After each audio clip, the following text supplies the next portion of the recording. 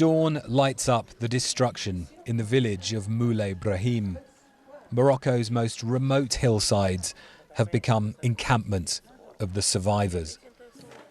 Hakima has lost contact with her son, who fled the village, she says, to get help.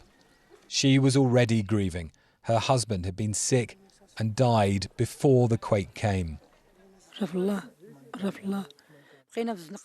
We are staying in the streets. I feel bad for my son. His dad passed away and I have to take care of him, says Hakima.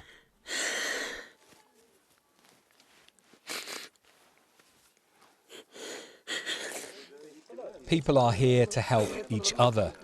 The village's mosque, still standing, becomes a makeshift refuge. But in the morning we spent here, there were no signs of any official aid response.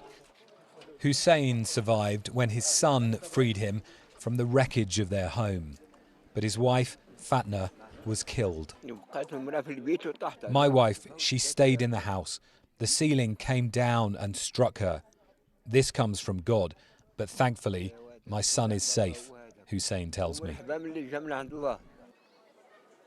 This is where homes once stood. Now people walk through a cascade of ruins. Recovery attempts across this remote region have been painfully slow.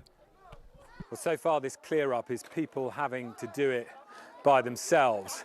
One of their neighbours at the top of the street here, the house was struck.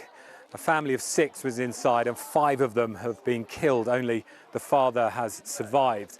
But it feels like people barely even have time to grieve. You can see the humanitarian challenge that now remains.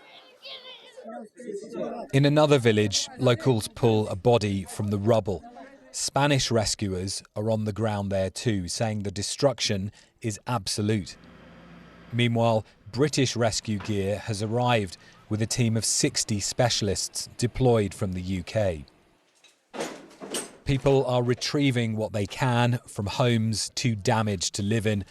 Morocco's survivors are now on the land with all they have left.